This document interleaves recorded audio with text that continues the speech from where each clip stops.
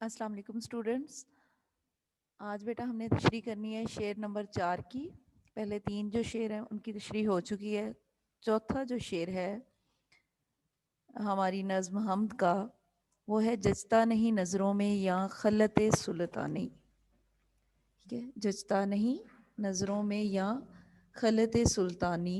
خلط سلطانی یعنی شاہی لباس جچتا پسند آنا بھانا کملی میں مگن اپنی رہتا ہے گدا تیرا. یعنی اپنی چادر کمبل اس کا مطلب ہوتا ہے اس میں مگن مصروف رہتا ہے گدا تیرا فقیر تیرا. اب اس میں جو شاعر ہے وہ یہ بیان کر رہا ہے کہ اے اللہ تیرا فقیر جو ہے اپنی گدڑی میں یعنی اپنی کملی میں وہ مگن رہتا ہے, اس کی نظروں میں شاہی لباس کی اہمیت نہیں ہے. یہ چیز آپ نے مفہوم کے طور پر لکھنی ہے. پیٹرن بیٹا وہی رہنا ہے. نظم کا عنوان, شاعر کا نام, حوالہ کلام, اس کے بعد جو ہے مفہوم لکھنے کے بعد 2 لائنوں میں آپ نے اس کی تشریح کرنی ہے.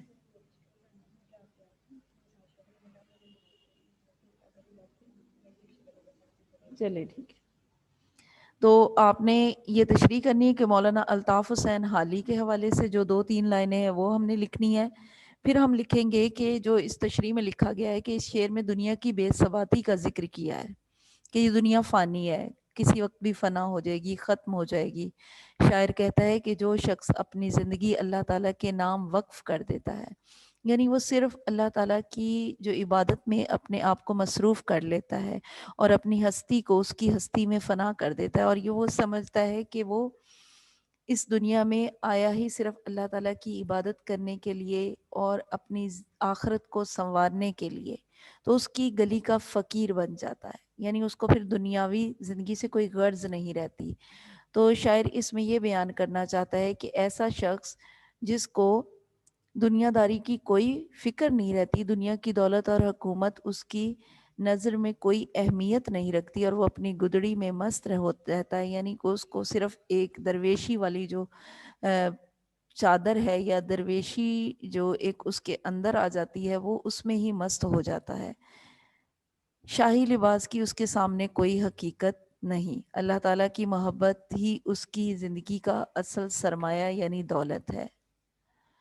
وہ دنیا کی ہر چیز سے بے نیاز ہو جاتا ہے.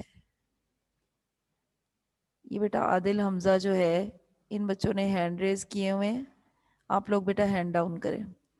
اس کے بعد ہے کہ زندگی کا اصل سرمایہ ہے وہ دنیا کی ہر چیز سے بے نیاز ہو جاتا ہے.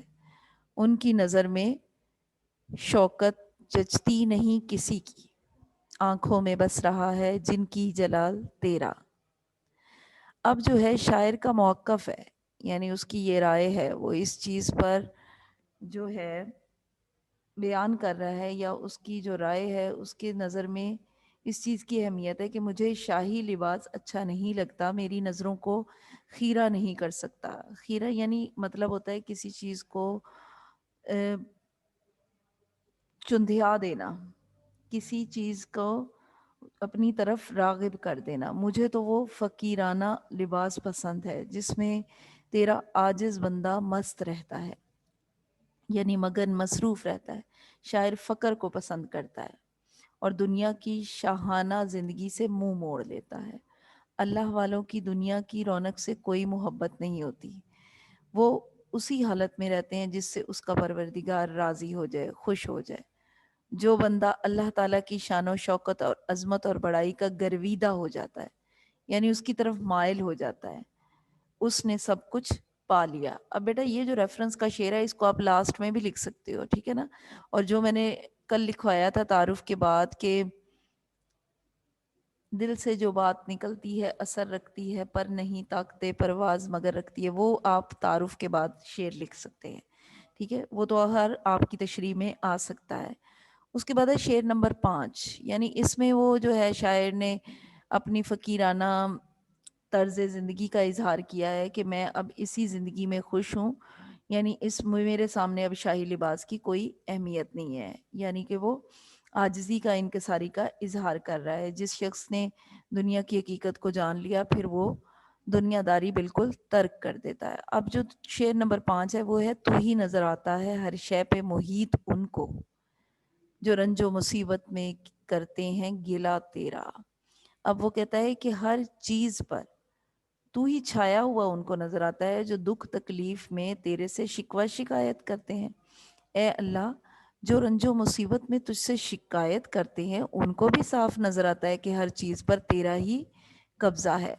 یعنی اس میں شاعر یہ بیان کرنا چاہتا ہے کہ ایسے لوگ جو ظاہری طور پر گلے شکوے کا اظہار کرنا شروع کر دیتے ہیں، ان کو بھی اس چیز کا احساس ہے کہ اللہ تعالیٰ ہر چیز پر محیط ہے، چھایا ہوا ہے۔ اب جو ہے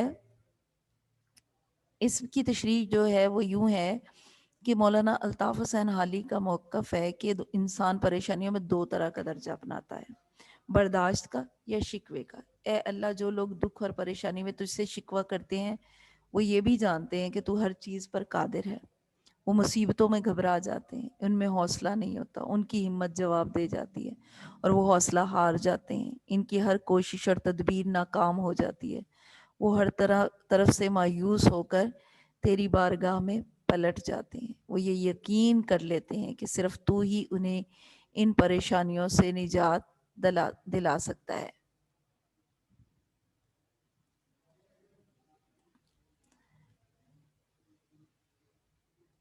اس کے بعد جو ہے وہ تیرے سوا کسی کو اس قابل نہیں سمجھتے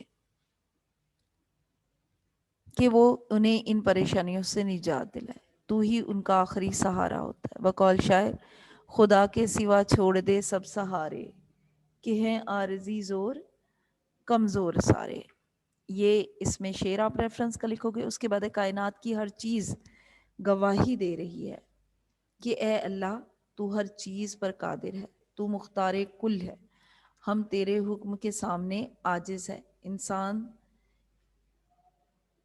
دکھ اور مصیبت میں اللہ تعالیٰ کے زیادہ قریب ہو جاتا ہے اور صرف اللہ ہی سے مدد مانگتا ہے، کیونکہ اسے یقین ہوتا ہے کہ اللہ کے سوا کوئی اس کی مدد نہیں کر سکتا۔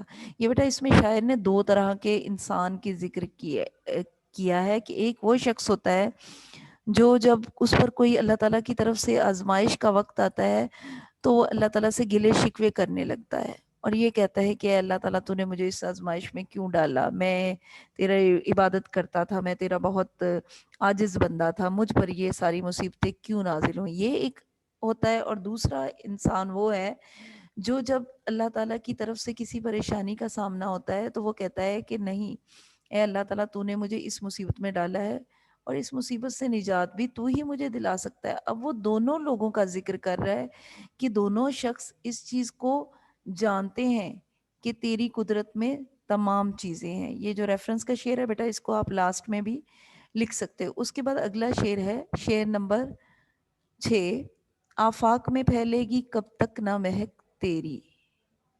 ٹھیک ہے، اس میں کیا ہوگا کہ آفاق میں پھیلے گی کب تک نہ مہک تیری، گھر گھر لیے پھرتی ہے پیغام صبا تیرا۔ اب آفاق یعنی دنیا میں کب تک تیری مہک نہ پھیلے گی، کیونکہ جو صبح کی ٹھنڈی ہوا ہے وہ تیرا پیغام گھر گھر لیے پھرتی ہے۔ اب اس میں کیا کہتا ہے شاعر کے، اے اللہ، صبح کی ہوا تیرے توحید کے پیغام کو گھر گھر پہنچا رہی ہے، اس لیے تیرا پیغام گھر گھر پہنچ کر ہی رہے گا۔ اب اس میں شاعر اللہ تعالیٰ کی عظمت بیان کرتے ہوئے کہتے ہیں کہ اللہ تعالیٰ کی صفات ہر طرف پھیلی ہوئی ہیں، اور جو ہے اس شعر میں وہ اس چیز کی بڑائی اللہ تعالیٰ کی بیان کرتے ہوئے کہتے ہیں کہ ہر طرف پھیلی، اور دنیا کا کوئی حصہ ایسا نہیں ہے جہاں ان کی شان و شوکت اور جلوہ نظر نہیں آتا۔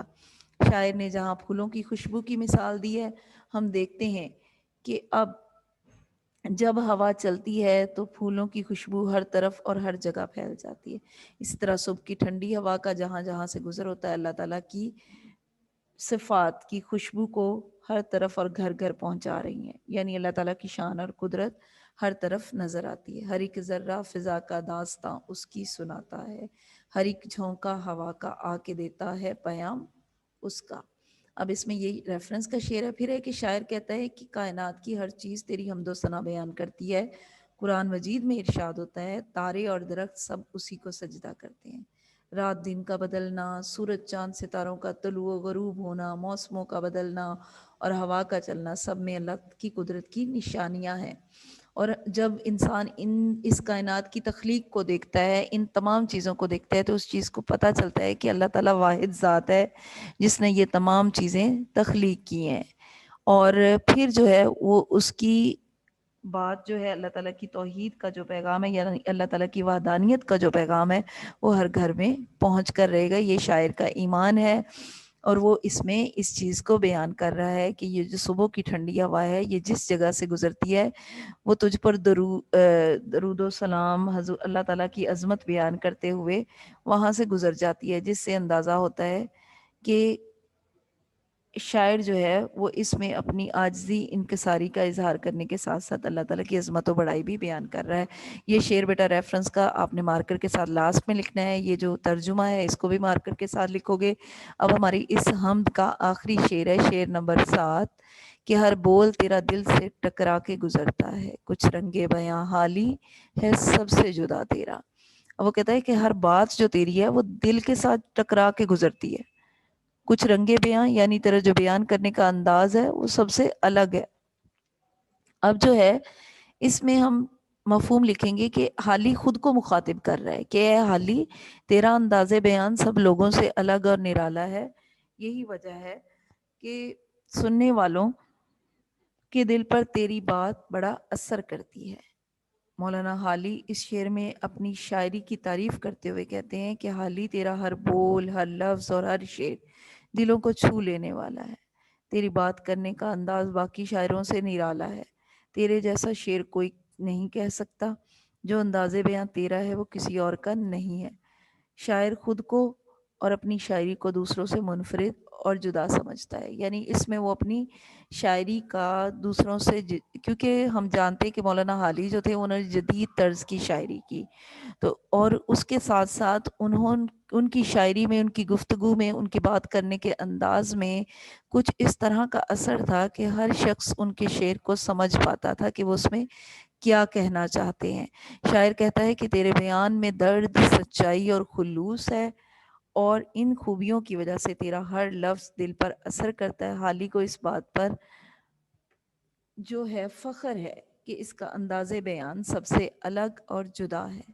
اس میں بیٹا یہ والا جو شعر ہے یہ میں نے آپ کو ہر شعر میں لکھنے کے لیے کہا ہے کہ یہ حالی کی خوبیاں بیان کرنے کے لیے ہم اس شعر کو استعمال کر سکتے ہیں کہ وہ کس طرح کے شاعر ہیں۔ لیکن یہاں پہ آپ لاسٹ میں جو شعر لکھو گے وہ میں آپ کو لکھواتی ہوں۔